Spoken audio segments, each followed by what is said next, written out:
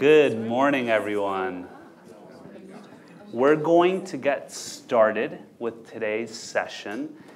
Before we do, some quick introductions. If you all haven't had the opportunity to look at your agenda and bios page here, just to briefly introduce myself, my name is Sebastián Rodríguez. I'm an associate partner at McKinsey at our Washington, D.C. office. For today's purposes, you can just call me Seb. It's a lot easier and easy to remember. I'm an associate partner out of our People and Organization Performance practice, and I'm accompanied here by a fantastic panel that I'll let them introduce themselves before we dive in. Ethan? Morning, everyone. My name is Ethan Burris. I'm a professor in the management department at the University of Texas at Austin. I'm also the Senior Associate Dean for Academic Affairs, which, if you are not conversant in dean speak, that means I'm in charge of the academic side of the house of the business school. So all the faculty and then all of our various programs, undergrad, one-year master's, MBA, PhD, and non-degree exec ed. I'm glad to be here. Abby? Hi, everybody. Thanks for joining us today. I am Abby Payne. I'm the Chief People Officer at SailPoint Technologies. If you're not familiar with SailPoint, we are an Austin-based security software organization focused on identity governance, which I could talk to you about that after if you're so interested in that topic. We focus on the large enterprise, so we sell to the world's largest, most complex organizations. I'm connected to both of these two kind of randomly through Ethan because I'm actually a graduate of his program at the University of Texas. And Seb, of course, because SailPoint and McKinsey have a long working relationship. So thrilled to be here, and thank you so much for joining us. Well, thank you all for joining us. I know it is a great many sessions that you have, great many choices, and so I feel honored that you all chose our session today. What we're going to be anchoring on is this shift around happiness to success. I think over the past few years and decades, there's been all this conversation around happiness and engagement and how do we get the best out of our employees. And the discussion today is really, how are we going to shift to make them successful? Leaning on the discussion we were just talking during the keynote, there's also some additional shifts that are currently occurring both generationally within organizations with Gen Z and the millennials coming in fully into the workforce over the past 5-10 years. Additionally, just the context that we're all living in. What is this post-pandemic world, and what do all of these shifts mean and entail for us? And so what we actually want to do during today's session is have a conversation around this, hear from Ethan and Abby, and I'll share some of the views as well of what we've learned at McKinsey. But additionally, what we actually will do is around the halfway mark of the session, we're going to pivot the conversation into smaller groups, into the tables. And so we'll continue these topics as we go through and then play back to each other a little bit of what you all have been experiencing in your organizations. Now, to get us started, I'm going to tee up for Abby to talk a little bit about this first shift that we were talking about in terms of the generational shift. And what are some of the key generational differences that you're seeing in the workforce today? Yeah, first, I think you're right, Seb, that nobody has all the answers to some of these issues. This workforce is facing a set of things that no workforce has faced before. Some macro conditions combined with coming off of a pandemic over the last 3 years. So I'm really appreciative that this group will get to spend some time talking. I've heard the best ideas in discussion with other people over these past 3 years and how to manage through some of these situations. So I'm thankful that it won't just be a couple of, well, I call myself instinct, I call you brain, and that we get to hear from you guys too about what's working in your businesses and in your situations. But it's been pretty interesting to talk a little bit about the generational differences that we're seeing, given that we've got 4 generations for the first time in history in the workforce really fulsomely. Someone has promised me that 60 is the new 50, so I'm hoping that's true. So we continue to see baby boomers in the workforce with Gen Z joining the workforce and working together at a moment when many folks have worked remotely and aren't spending much time together in person. And that's a really unique convergence of factors happening that businesses are having to deal with. Having said that, I think that the boomers, called baby boomers, and Gen Z are probably a little bit closer in what they value about the work experience or how they think about work as a part of their life than you might appreciate or anticipate. Boomers had a real distinction between their personal life and their office life because there was no technology early in their career, and so by virtue of going home, you were done with work. Gen Z tends to be making a different decision, right? They value work as a piece of their life, but not the identifying piece of their life. It's one part, but generally they find purpose in other things and other values in their lives. And so they also make a distinction or create some opportunity for space and try to look at work as not a sole identifier through their experience. So it's kind of interesting to see that those two are closer than you might think.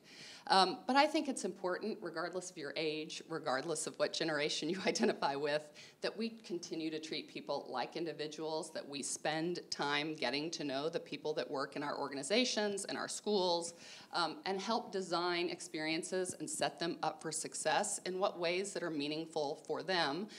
We were joking about this, Ethan and I were on Friday. You guys may remember there was a ton of millennial training about 20 years ago. That was like a hot thing. Like, we're going to train all these Gen Xers, one of which I'm proud to be, and boomers about how to deal with these millennials.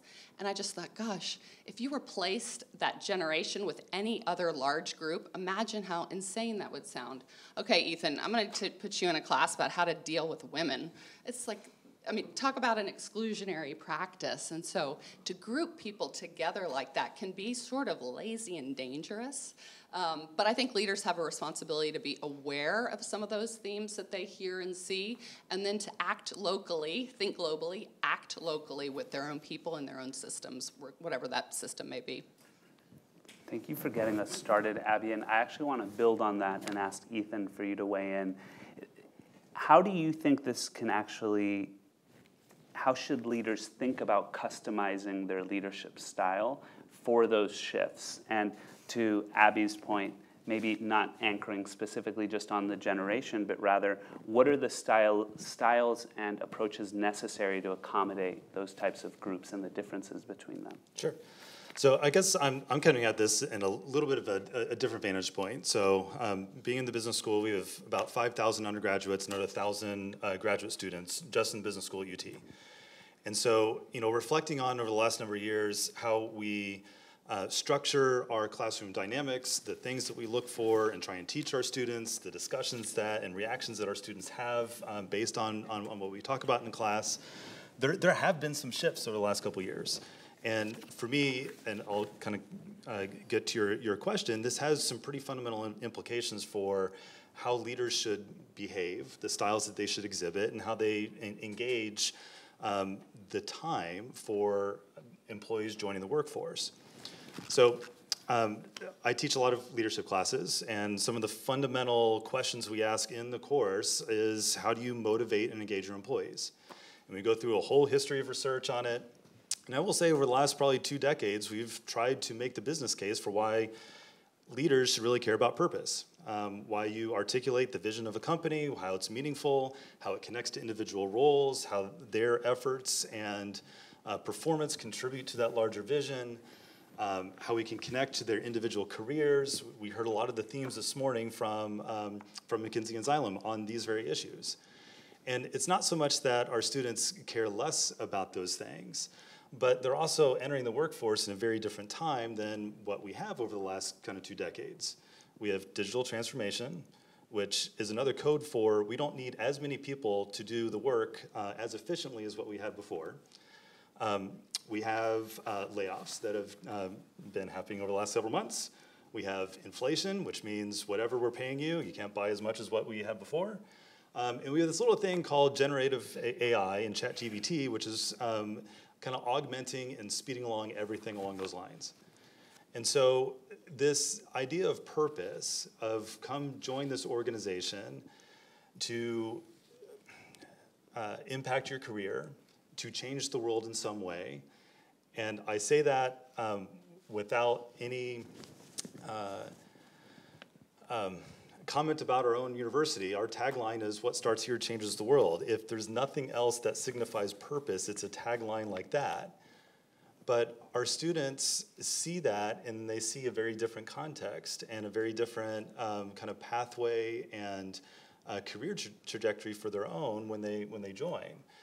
And so as a result, it's not that they are lacking purpose or lacking the desire to develop a sense of purpose, but they are much more transactional about what they're looking for out of an organization, especially during those first couple years.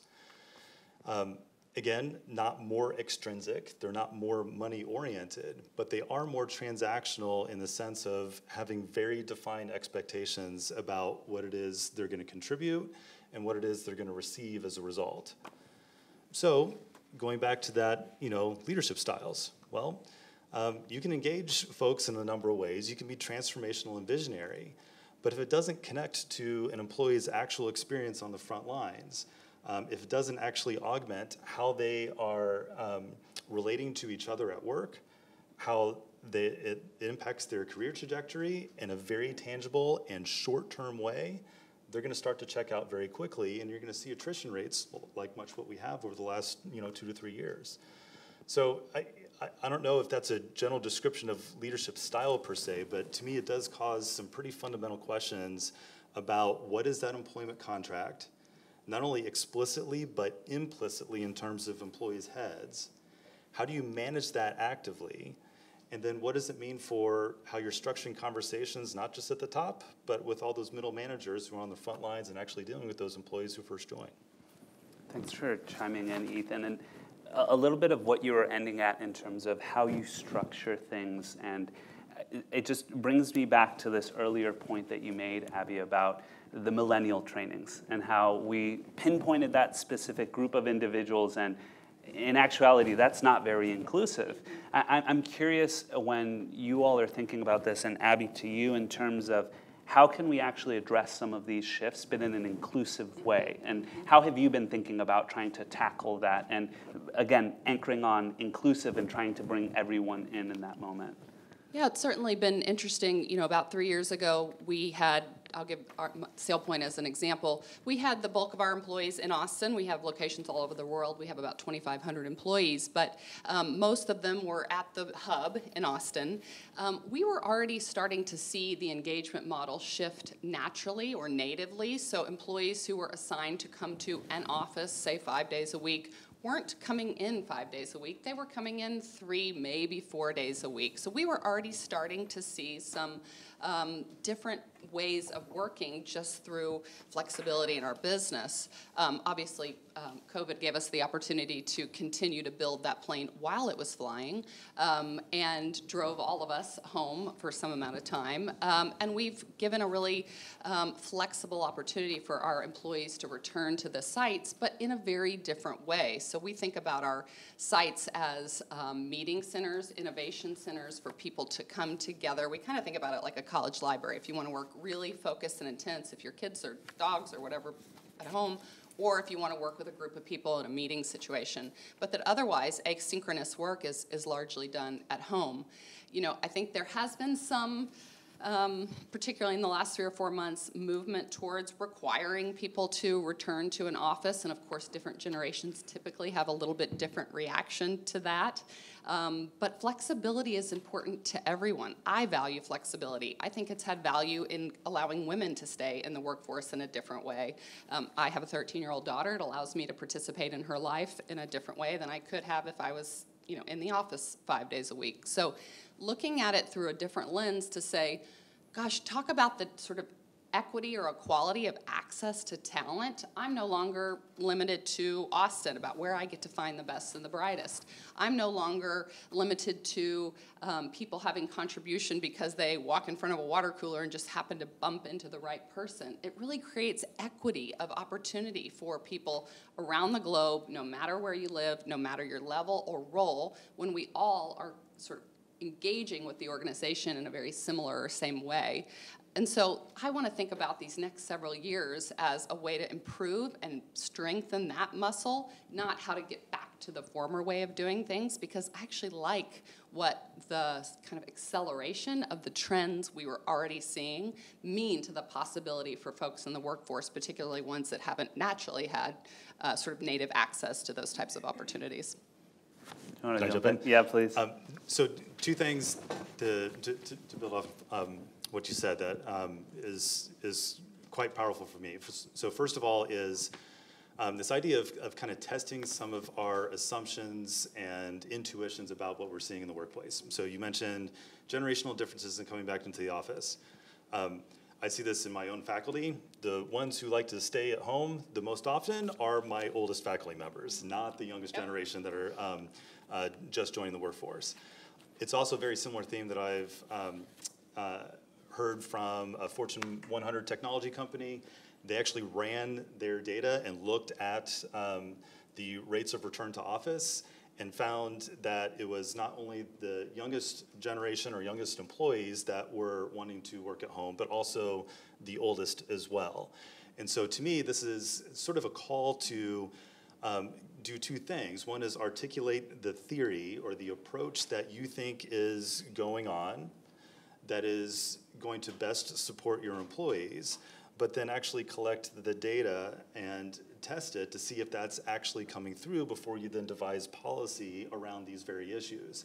Because it could very well be that you end up devising policy that ends up excluding a whole group of employees that would otherwise start to behave quite differently. So it's super cool.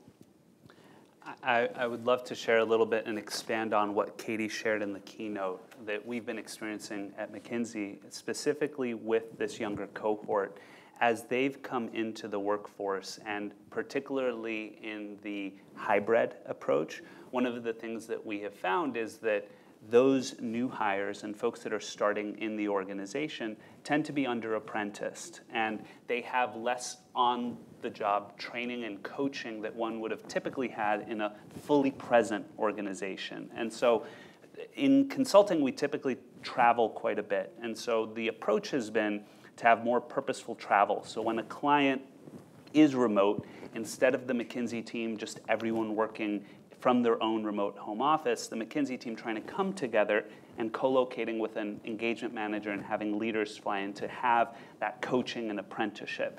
I'm curious, Abby, if you've seen this same or similar challenge with that cohort of folks that are starting their careers, and how has that played out in your organization, and what have you tried to do, especially as you shift to the hybrid model? Yeah. I do think early in career it's important to spend some time in person. We have a program called SailU, which is generally folks who either interned for us and accepted full-time roles or were hired off of campus or early in the first 2 years of their career. We have a pretty sophisticated program where they come to Austin 3 weeks together at a time, stay in the same hotel, really regimented time together, both to indoctrinate them, and I use that word intentionally, to our business, and also to imprint them into our organizational culture that they might not otherwise get sort of as quickly or as intensely without time together.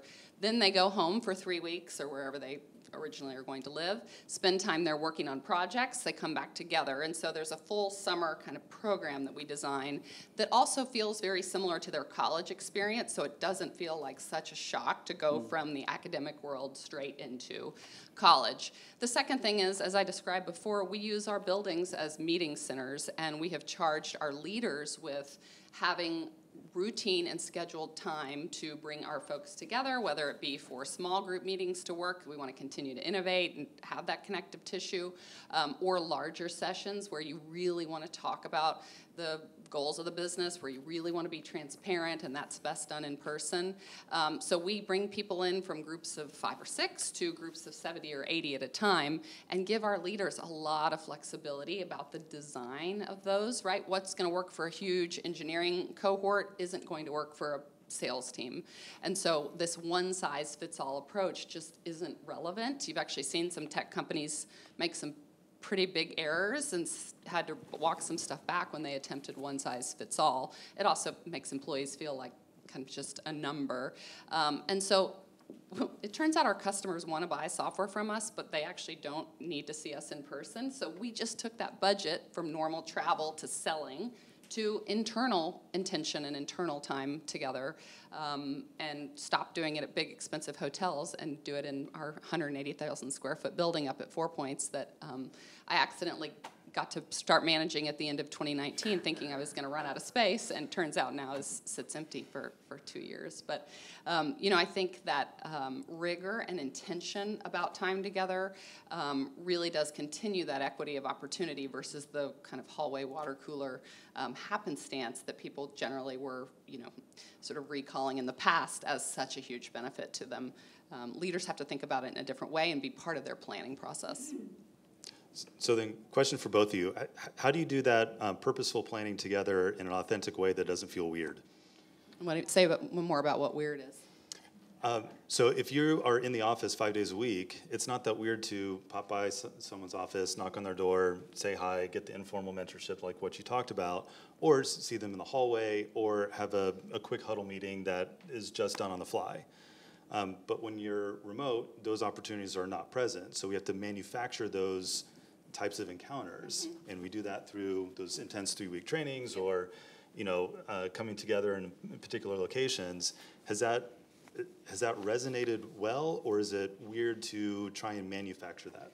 Well, the manufactured part is bringing people together for sort of big working together sessions, but the great sort of, unintended consequence is that those hallway conversations kind of happen anyway when people are on site. We also asked some of our most senior leaders to come back pretty routinely, and it is pretty incredible when senior leadership comes on site. People want to be around them and to get exposure to them, and so we're taking the approach that we're incentivizing people to return and trying to create opportunities to see value in that versus kind of wagging our finger and forcing, and have seen some success. We also use technology pretty routinely to try to connect with people. We increased our investment in our culture team to build connections. We do even social happy hour type events all across the country where people come and can just spend time together socially, particularly across functions where they might not otherwise get to spend time together. And so we've just completely shifted the way we physically interacted and thought about every single piece of the employee life cycle as an important one when building that kind of connection to the organization. Because we want people to love what they do, we want them to love the company, and we want them to feel, as Ethan talked about, purposeful in their role. It's a great question, Ethan. And from my lens, what I have found, and I'm going to be very honest with you, I failed spectacularly once we started the hybrid world. I had the remote world figured out. And when we went into the hybrid world, I think the word I'm looking for here is intentionality. When I first started going hybrid and I had some teams remote and then I was going on site with other teams, I realized we had become extremely efficient with my calendar in the sense that I would be scheduled back to back without a minute to spare, because in the remote world, that was fairly straightforward. I'm sitting in my desk, I pivot from one client immediately to the next. As soon as I went into hybrid, the wheels fell off the wagon. I was going late to different meetings. I was not spending meaningful time with the folks that I was actually in person with. And it turns out you actually have to walk from one meeting room to another, which we had forgotten when I was sitting in my desk at home. And so being very intentional about my scheduling was the biggest lesson I learned in the past year, and actually scheduling in buffer and Slack team time for chats when I'm going to be in person. And at first, it felt very uncomfortable knowing that every 30 minutes of my day all of a sudden had pivoted to putting in a 1-hour block, just amorphously labeled team time, and people getting very uncomfortable. What are you doing with that time? Can we just schedule something there? I'm like, no, this time is critical. And now I found that it's better. I'm not there yet, but I think that, to Abby's point, these conversations will happen organically if you allow them to. If we stay with our remote approach, we're actually going to suffocate the conversation, and you won't. I actually found that it was an adverse effect to my teams where they felt that I was even less engaged with them than I had been remote because of the optics and the sensation that Seb was always running out of the room and late for this other session. And once I started carving out that time intentionally, I found that the folks really appreciated it and valued it as well, and also appreciated the ability to walk from one meeting to the next. I was going to say, I think that's it's really important and something that's undervalued. So as leaders, it can feel inauthentic and manufactured ourselves to schedule time for a connection. but the way it comes off to other people doesn't feel quite so bizarre that way. So that's pretty neat. We've done a couple things. We've encouraged people to block time on Tuesdays and Thursday mornings from 10 to noon. We call it Free to Focus, and it's really an opportunity for, one, to address Zoom burnout, so to your point, Zeb, that you're not just going from one Zoom meeting to another. Two, for you to, if you need to catch up in your personal life, if you, I'll just say from personal example, let's say we forgot our school uniform that had to be brought to the school in the middle of the day. That never happens to me. That it gives people just some time during the day to sort of work both personal and their career in together, because they seem to be sort of globbing into this one single thing. Or you can work on personal passions. You can also, to the point, catch up on connections with people in a more casual way. And we actually find that in our buildings, the footprint that is most fulsomely used is our big, huge break room, where people go into the office, they set their laptop up, and they just let people come in and out, catch up. Hey, Ethan, how's it going? You want to grab a bite for lunch? And so those water cooler conversations people are naturally almost already creating for themselves, since they don't have to sit at their desk and do asynchronous work. What I want to do, Ethan, I know you're about to jump in. I just want to tee up so you all start thinking about it. I'm going to open it up to questions before we go to the tables to do a little activity. So start getting your questions ready for the panel. And then, Ethan, do you want to jump in? If not, I have a question for you. Go ahead and jump in. I think you had a thought there. Well, I was going to pivot a little bit on some of the questions. Please. So obviously, we've been talking about new generations, hybrid work, and some of the tough transitions there. One of the other kind of themes I see, especially with students now, is now that we're kind of back fully normal on campus again, they have forgotten how to student. And, you know, basic things like study habits and professionalism and showing up on time and even turning in homework assignments, these are themes that I'm hearing across the board from faculty for freshmen and also faculty for our graduate students in the MBA program who are 32 years old and navigating work life as well. And so what's striking to me about that is, you know, over the last 3 years, universities, and this is not dissimilar to where every one of you sit as well, we've organized all of our activities, policies, and programming essentially around student care, ensuring that they're going to be engaged enough in a Zoom and hybrid and online format so that they both come back to campus, finish their degree, and do so in a mentally healthy way. But now that we're kind of returning back, that forgetting how to student thing is really coming to a head. And we have a lot of faculty that are handing out a lot of grades that our students are not liking so much. And so it kind of moves from this organizing around happiness or mental wellness and things like that. And what I've heard from companies is a lot of perks and benefits and grace that's given to organizing around success or performance, or what I'm hearing now from a lot of companies is it's time to be productive again. And so I'm curious for both of you, because I'm going to steal whatever you're about to say. How are you navigating that with your employees, with that not so subtle shift from organizing around this sort of mental wellness space to, you know, we're a company, we're a for-profit institution, we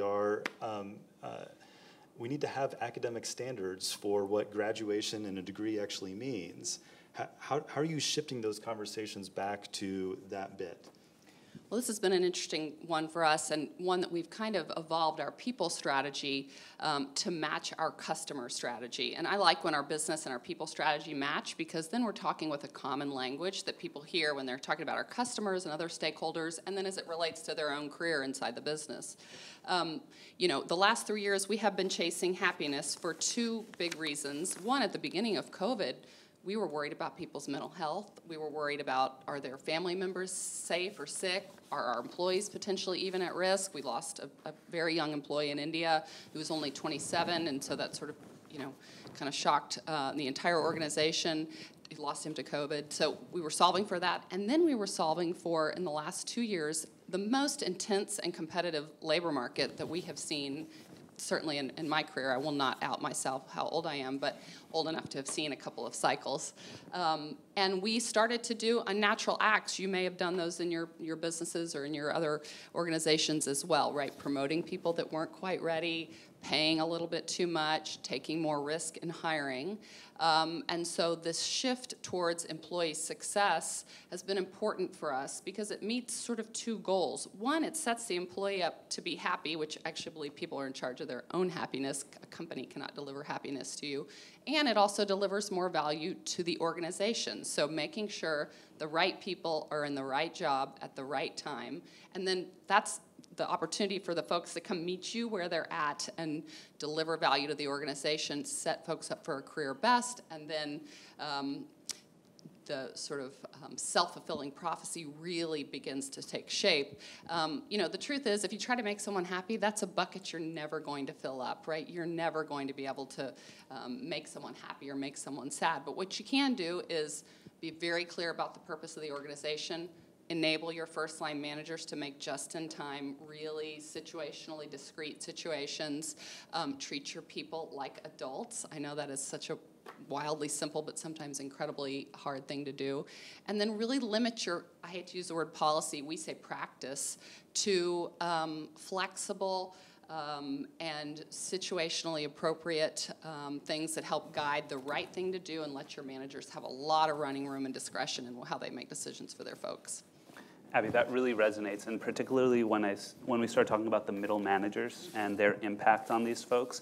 One of the things that I really want to challenge you all's concept, and as we've been discussing this in the past few hours here today and last night, I do not think that being caring and creating an effective work environment are mutually exclusive things. I think that we can continue the shift back to an efficient and productive workforce that have the abilities to execute while still maintaining this factor of caring from our frontline and middle managers. And oftentimes it means doing a lot of things that, if you step back, it is just common sense, but in the past few years have really fallen to the wayside and are not common practice. And so pivoting this discussion, making sure, I've been chatting with some of you in the past day or so, even about the performance review cycle, and how now when some managers are going through the performance review cycle, they're sometimes even struggling to identify what is going on some of their employees' plates, because they're engaging with them in a very discrete and transactional manner on specific tasks that are assigned to them,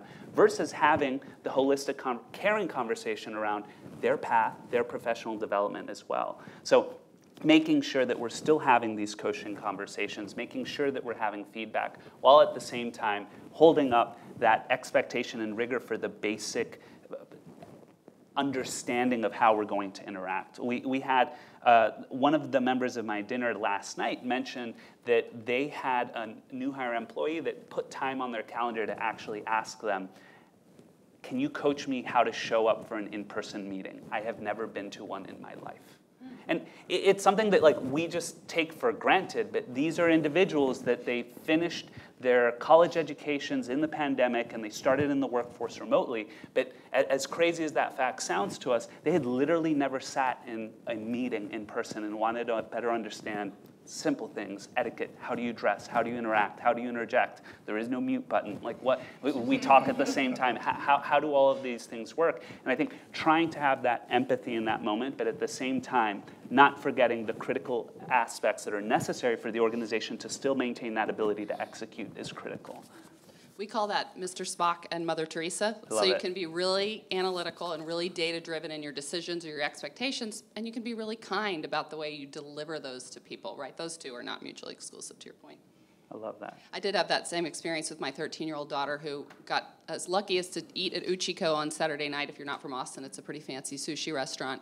And she wanted a pretty sophisticated, pretty expensive item on the menu, but was too scared to order it for herself. So to your point, told me what she wanted and then wanted me to tell the waitress. I'm like, if you want Wagyu steak, you got to speak to the person directly. So. That's what we call the step-up opportunity. Absolutely, yeah. Opportunity to get what you want, but you got to look her in the eye and speak to her. I love it. Now, I think we have an element here of choose your own adventure. We have designed this session to go back into the tables, Maybe we might consolidate a little bit to have the conversation. Or before doing so, we have roughly 20 minutes left. We could also just open it up to the panel if you have direct questions. I will leave it to the room. If you all have questions, you can jump in. If not, I'll give you the 7 seconds of silence rule, and once we hit that, then we'll pivot to table conversations.